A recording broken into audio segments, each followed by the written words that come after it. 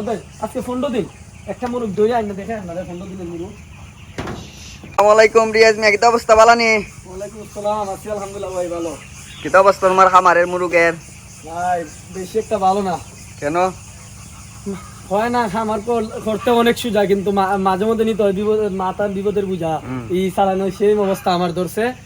সেই অবস্থা বলতে এই খামারের সর্দি এটা একটা ভাইরাসে পরিণত হয়ে গেছে বর্তমান বাংলাদেশে, বিশেষ করে আমরা অভিযান জেলা। মূল কারণটা হইলো আমি যদি হই একটা ছোট আকারে বৃষ্টি না হওয়াতে, ধুলাবালির কারণে। মানে আমার লাগে আমার একটু ইফাস একটা খামার আছে আমার এই স্বাস্থ্য ভাই, তারা খামার ছিল সর্দি, তারা আজকে মুরগ বেচছে 29 দিনে 13 মাসে 13 গ্রাম 300 300 গ্রাম, কিন্তু 29 দিনে বুঝেন এই অবস্থায় আমারও চলতেছে। তাদের সর্দিটা আমারও ধরে গেছে, এখন আমারও ধরছে, তাদের হচ্ছে বাতাসের সাহায্যে আমার খামারে চলে আসছে। এখন আমি তো সর্দিটা সারা ইহাতে আসি না, কত সময়ের ওষুধ দেখেন, ওষুধ ডক্সুবেট, ইউরুকেট, অনেক ওষুধ খাওয়াইছি। এখন যাই পিকে, তারপর একটা কি বলে অলরেডি আছে ওই জায়গায় আছে অন্য ফালমুকের বোতল, শেষ করছি এক বোতল মারতেছি, আরো মারমু ইনশাল্লাহ। কিন্তু সবাই সতর্ক থাকবেন, কারণ যারা খামার করতেছেন বর্তমানে সর্দিটা থেকে যেত বাঁচার একটা সর্দিটা আসলে কিন্তু আর মুরগ আমার হইরা কিন্তু অনেকে লাভবান হইতাছে, আবার দেখা যায় এক ভাইরাসের কারণে শেষ পুরো 2 বছর সারা 1-2 বছরে চালান জায়গা। আমি কিন্তু এখন পর্যন্ত আশা করি কোনো লস খাইছি না, আল্লাহ জানেন এখন না কি কোন তাল লড়তাছে, আশা করি আল্লাহ বাঁচাইতা বাইয়ে উঠতাম। সবাই দোয়া করতাই নাকি? সবাই দোয়া করতাই না, আল্লাহ সর্দিটা কিন্তু কমতেছেই না, খুবই বিপদ। আমি আমার মতো আরো অনেক খামারি ভাই আছে আমাদের এলাকাতে এইরকম বিপদ, সবাই দোয়া করবেন আমার লাগিয়া এবং আমার খামারের জন্য। ওষুধ খাওয়াইতাছো খুবছে না ভাই? ওষুধ না খাওয়াইলে কি করবো, মুরগ তো আর ভালো হইতেছে না, আবার ওই ওষুধ খাওয়াইতে ভিতরটা মুরগের ভিতরটা হয়ে যায় পাতলা হয়ে যায়, দেখবেন মুরগ দেখা যায় মোটা মোটা, কিন্তু ভিতর ফুলকা পাতলা, আবার খাদ্য হায় কম না, মুরগ পাত্রের মতো মুখ দিতে হয় না।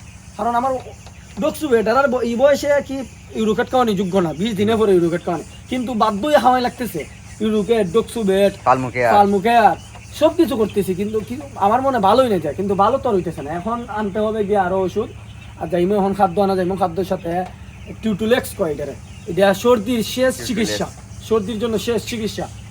এই ওষুধটা আনবো, আইনা আশা করতেছি কোনো রকম 15 দিনে 18 দিনের পরে হয় না হয়, দেখা যাক কিতা করণ যায়, আল্লাহই জানেন। আর এখন তো পুরাটা যাতে দুলা না ওরে এই বিষয়ে সতর্কতা হন লাগে না কিতা দুলা বিটে সেপটা লাগে আমার, তারপর আমার গুড়া আইনা বস্তার মধ্যে রেখে দিছে না, বস্তা তো রেখে দিছে, কারণ ডালি না কারণ হলো দুলা উড়ে। ওই দেখেন লাইন ডাকছিলাম, এই লাইনে এই চালানো দিতারতাম না, দুলা উড়ে এটা এই লাইন পুরান গুড়া মিল্লা দিতাম। সব সময় গুড়া আইনি বস্তাতে রাখা লাগে, ওই কারণে আমরা ডালি না। যদি অতিরিক্ত কিতা হয় তাহলে পানি মারা যাবে না, পানি মারা লাগে। যদি মনে করেন দুলা উঠতেছে তাহলে তাড়াতাড়ি শীঘ্রই পানি, কারণ আপনার গুড়া নষ্ট হবে 200 টাকা, কিন্তু মুরগটা যদি সর্দি হয় অনেক ক্ষতি হয় না, ভিতর ওজন আসে না, তারপরে ওষুধ আনতে হবে, সর্দি থাকলে কিন্তু মুরগে হয় না, সর্দি থাকলে মুরগে হয় না। দেখেন আমার মুরগ কি করবো, আজকে 15 দিন একটা মুরগ দই আইনা দেখে আপনাদের 15 দিনের মুরগ।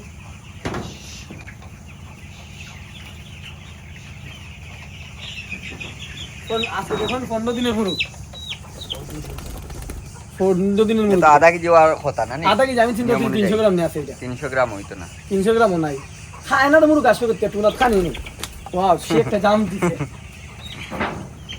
আচ্ছা ওকে, সবাই ভালো থাকবেন, সুস্থ থাকবেন, আল্লাহ হাফেজ। সিরিয়াজ না রোজা রাখছে না, খুব ক্লান্ত রোজা তো, তাই ভিডিও করি খুব ক্লান্ত, মুরগের কাজ ভিডিও খুব কষ্ট হয় ভাই।